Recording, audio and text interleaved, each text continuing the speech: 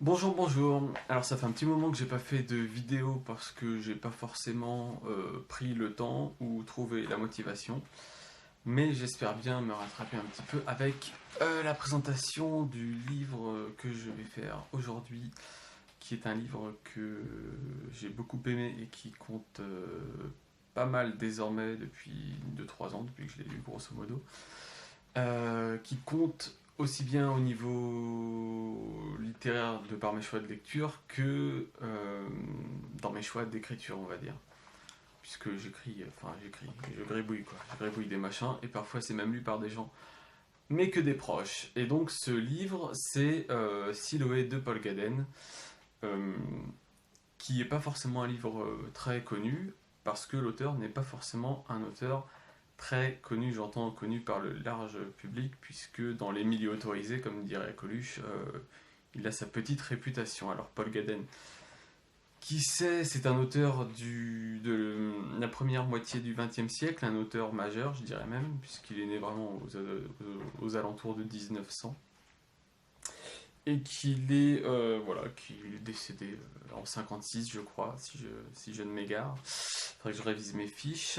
C'était un professeur de littérature qui malheureusement a contracté la tuberculose, et de ce fait il a dû mettre un terme à sa carrière d'enseignant et aller faire des petites cures en sanatorium, notamment en Haute-Savoie, il me semble. Ce qu'il faut savoir, c'est que Siloé, c'est son premier roman. C'est un premier roman qui est assez autobiographique, puisqu'il s'agit d'un jeune homme qui passe son agrégation, ou son CAPES, je ne sais plus trop, et qui, en fait, sent qu'il ne va pas très bien. Il va chez le médecin lui dit: ah là là, ça va pas du tout. Au niveau du poumon, c'est vraiment pas la fête, donc il faut que vous alliez vous reposer dans un sanatorium. Et alors Simon, le protagoniste, est un jeune homme citadin qui ne pense qu'à la ville. Voilà, c'est la ville, la ville, la ville. Faut aller vite, faut bouger, faut faire des trucs, faut voir des gens, faut, faut que ça bouge tout ça. Et alors, quand on lui dit, bah là, faut partir un petit peu prendre l'air, il dit: non, mais attendez, moi, c'est pas possible, quoi. Moi, je suis un gars de la ville, qu'est-ce que je vais aller m'empaler en Bretagne, à la montagne, et non, donc ça, c'est inenvisageable. Euh, donc, malgré tout, forcément, il est un peu contraint d'y aller quand même. Donc, il y va. On lui dit: bon, en un an, ça devrait le faire. Ok. Donc, il y va, mais bon, contre son gré. Euh, Et en fait, c'est tout le propos du bouquin, c'est-à-dire qu'il va arriver avec ses petits préjugés de Parisien, voilà. Et il va découvrir ce qu'est la nature, ce qu'est la montagne, et qu'on peut être parfaitement émerveillé par tout ce qui nous entoure. Alors, cet émerveillement, il s'accompagne de rencontres également, avec des gens qui sont forcément dans le même état que lui, des gens pas forcément toujours très clairs, enfin, qui ont parfois un petit peu des comportements. Il y en a un notamment qui a une réputation, enfin, il n'est pas très sympathique, mais ce qui est intéressant avec Paul Gaden, c'est que c'est quelqu'un qui vraiment creuse toujours, qui travaille énormément les personnages, qui travaille les caractères, qui travaille les préjugés, les présupposés, tout ça.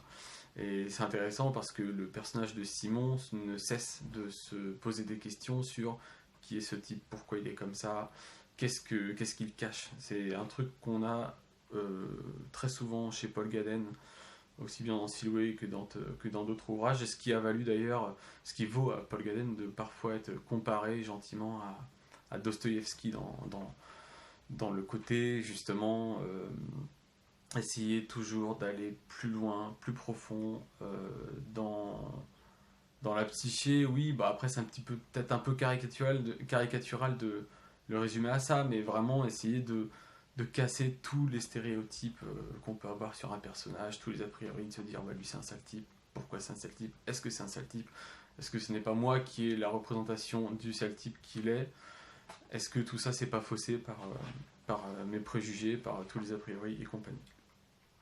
Donc en fait, C'est dans ce contexte qu'il va évoluer pendant plusieurs mois, avec quelques camarades, euh, quand même un isolement relatif, surtout que quand il est malade, il ne peut pas vraiment quitter sa chambre, donc c'est c'est assez compliqué.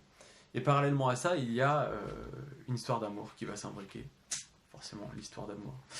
Euh, mais je dis forcément une histoire d'amour, mais l'histoire d'amour, je dirais qu'elle est majoritairement avec la nature, avec les éléments avec- c'est un amour que l'on sent, comment dire, au travers des nombreuses descriptions qui sont faites de la nature et qui sont vraiment somptueuses. J'en lirai un petit peu juste après. Mais il y a aussi une histoire d'amour avec une jeune femme assez splendide, assez resplendissante, voilà, qui s'appelle Ariane. Alors Ariane, de ce qui, si mes souvenirs sont bons, ce n'est pas simplement le bras droit de Dorothée et une fusée, mais également une personne issue de la mythologie, fille de Minos et de Pasiphae, et qui parfois est rapprochée de la nature. Alors est-ce que d'une représentation de la nature et de la végétation, alors est-ce qu'il faut y voir quelque chose? Il faudrait demander à Paul Galen s'il n'était pas mort il y a un demi-siècle. Toujours est-il que cet émerveillement, c'est vraiment ce qui fait, encore une fois, le nerf du bouquin. Pour illustrer cela, j'ai choisi une page, dans un court passage, hein, je ne vais pas vous saouler longtemps, de ce bouquin. Rappelons quand même qu'il fait un peu plus de, ouais, il fait un peu plus de 6, enfin il doit faire à peu près 680 pages, et qu'il n'est pas difficile d'ouvrir le bouquin comme ça, et de tomber sur des passages tout à fait remarquables. Alors qu'est-ce que j'avais trouvé moi? Voilà, j'ai pris un truc complètement au pif, hein, puisque je l'ai lu. J'ai mis plusieurs mois à le finir, hein, parce que moi j'aime bien lire, c'est sûr, mais c'est très consistant, c'est très dense. Donc moi je sais que j'ai besoin de couper avec des trucs plus légers, voilà, un peu de John Fante, de Bukowski pour digérer tout ça et ça passe un peu mieux. Mais bon, voilà, toujours est-il que j'ai lu en entier quand même avant de vous en parler. Mais je ne sais plus vraiment dans quelles conditions s'inscrit ce que je vais vous lire. Mais je ne sais pas non plus si c'est un intérêt, je pense pas. Ces arbres, pardon, ces arbres, il apprenait à les connaître, à les aimer individuellement comme des personnes. Il y avait celui qui montait tout droit, celui qui était triple. Il y avait ce tronc rougeoyant dont l'écorce laissait filtrer les larmes, et cet autre qui plongeait dans le ciel d'un élan peut-être centenaire. Ils accompagnaient Simon dans sa chambre, entraient dans ses pensées. Aussi avait-il beau passer la plus grande partie de la journée sans les voir, il savait qu'à une certaine heure, le soir, lorsqu'il sortait pour le dîner, il retrouverait dans l'éclairage particulier à cette heure, frappé par les derniers rayons, ces hauts sapins drapés d'ombre lourde dont les fûts vermeils achèveraient de se consumer au haut du ciel. Il savait qu'à ce moment précis, les sommets, les têtes des rochers, le ciel tout entier resplendirait encore, attirant ses regards vers ce feu doré qui continuerait à brûler sur les hauteurs après que la terre se serait éteinte.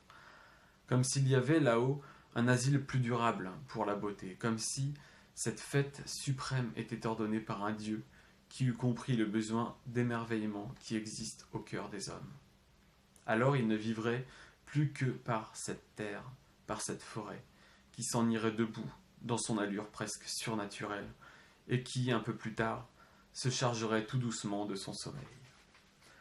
Voilà, c'est du velours, et hormis les dialogues, les 2 tiers du livre, c'est vraiment que ça. Je trouve que c'est un roman incroyable, d'une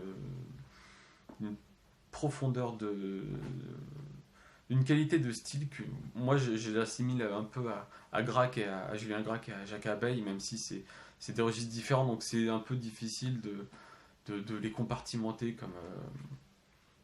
comme dans des cagettes de fruits, quoi. Mais je les classe un petit peu, voilà. C'est les types, on va pas le lire pour l'intrigue, enfin, même si concrètement, il y a quand même de quoi se tenir un peu en haleine sur certaines choses, mais je trouve que c'est vraiment.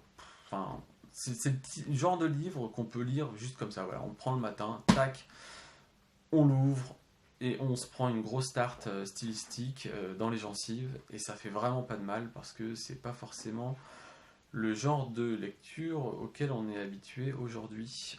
Donc il faut lire Siloé, il faut surtout lire Paul Gaden en général parce que c'est vrai que c'est quelqu'un qui a un peu du mal à passer à la postérité. Peut-être enfin, je dis ça, mais c'est très difficile de savoir comment fonctionne une postérité vu que des auteurs ne cessent jamais d'être redécouverts. On sait que Sade avait été complètement occulté de la mémoire collective pendant tout un pan de la littérature et qu'il avait été redécouvert euh, à différents moments, notamment par les surréalistes. Enfin bref, ça c'est pas vraiment le propos.